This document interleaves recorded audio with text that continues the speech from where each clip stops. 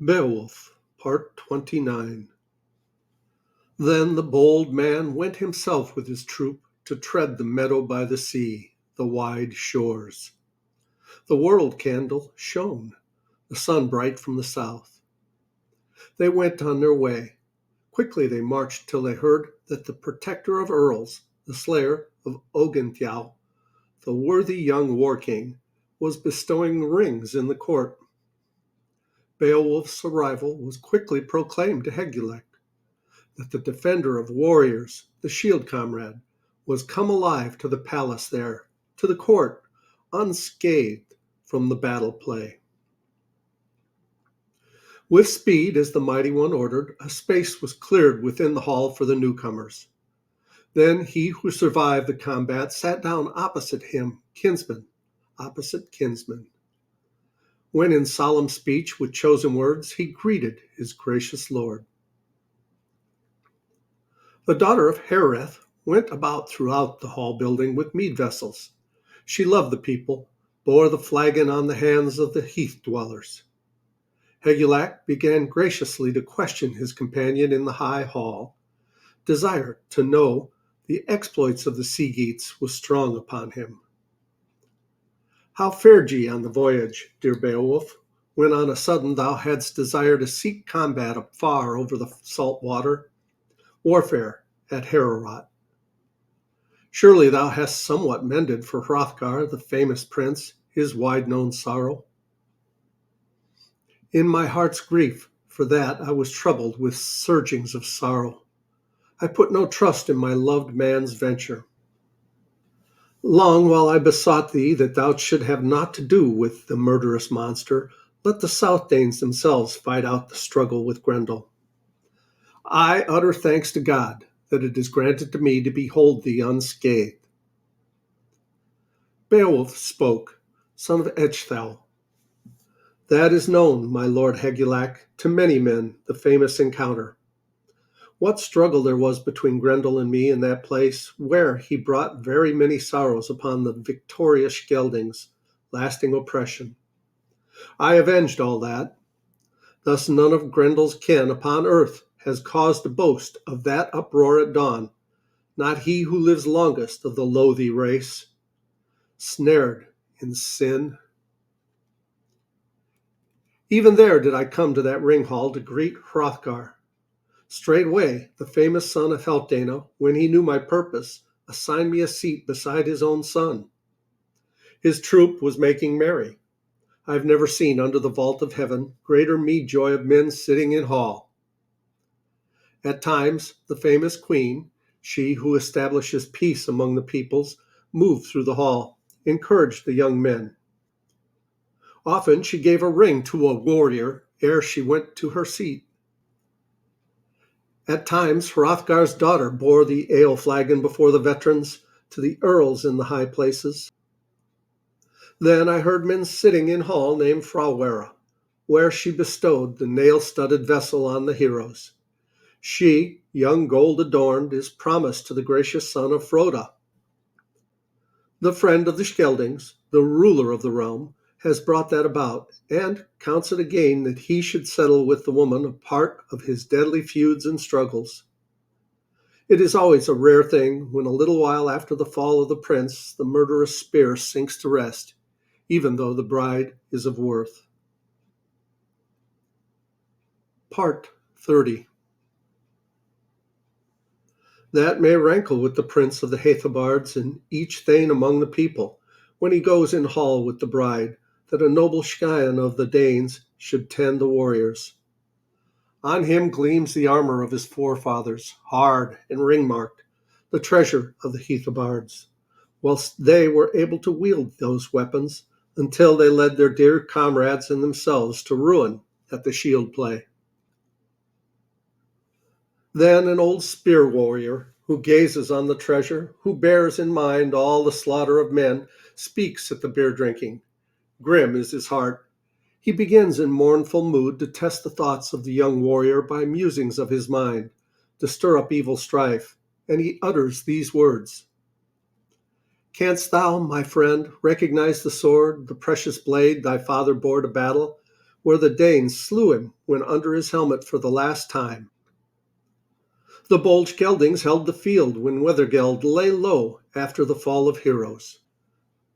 Now some youth or other of those murderers exulting in his adornments walks here in the hall, boasts of the slaughter and wears the treasure which thou shouldst rightfully own. Thus at all times he admonishes and stirs up memories with baneful words till the season comes when the bride's thane slumbers, stained with blood after the sword stroke, his life forfeited because of his father's deeds. The other escapes with his life. He knows the country well. Then on both sides are broken the solemn oaths of earls. Afterwards, deadly hatreds surge up against Ingeld, and his love for his wife grows cooler from his anguish of mind. Wherefore I look not for the goodwill of the Heathobards, nor for much loyalty, void of malice, to the Danes, nor firm friendship.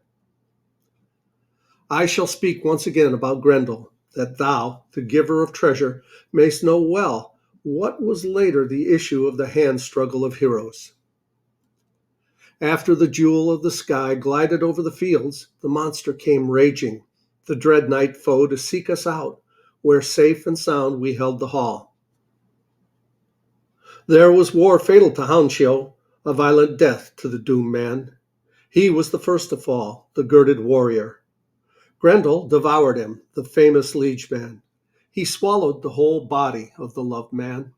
Nevertheless, the bloody-toothed slayer, his thought set on evil, was not minded to go out again from the gold hall empty-handed. But strong in his might, he pitted himself against me, lay hold with ready hand. A pouch hung wide and wondrous, made firm with artful clasps. It was all cunningly devised by the power of the devil with dragon skins. He, the savage worker of deeds, purposed to put me into it, though guiltless, with many others. It would not come to pass thus when I stood upright in my wrath. It is too long to tell how I gave requital to the people's foe for every ill deed. There, my prince, did I bring honor on thy people by my deeds. He escaped forth. For a short space he enjoyed the pleasure of life.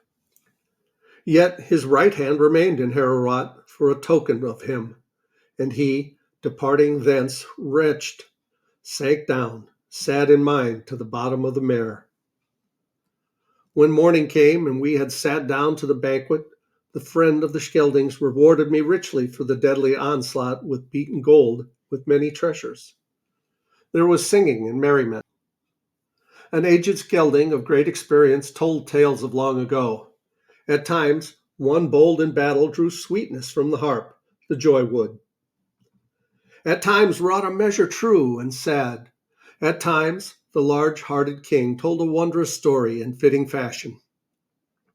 At times again, an old warrior bowed down with age began to speak to the youths of prowess and fight. His heart swelled within him when, old in years, he brought to mind many things. Thus we took our pleasure there the livelong day, till another night came to men. Then forthwith again Grendel's mother was ready to avenge her grief. Sorrowful she journeyed. Death, the hostility of the Veders, had carried off her son. The monstrous woman avenged her child. She slew a warrior in her might. There life went out of Aesir, a wise counselor through many years. Nor when morning came might they, the men of the Danes, consume with fire him who had been made powerless by death, nor lay the loved man on the pyre. She bore off that body in a fiend's embrace under the mountain stream. That was to Hrothgar the heaviest of the sorrows which for a long while had laid hold on the prince of the people. Then the prince, lamenting, entreated me by thy life that in the press of the floods I should perform a deed of prowess, should hazard my life, should achieve an heroic exploit. He promised me reward. When I found the grim, terrible guardian of the depths of the surging water, who is known far and wide, there for a space was hand-to-hand grappling. The water welled with blood, and in that hall in the depths I cut off the head of Grendel's mother with a gigantic sword. With violence I tore her life from her. I was not yet doomed to death, but the protector of earls, the son of Healfdene, gave me again many a treasure.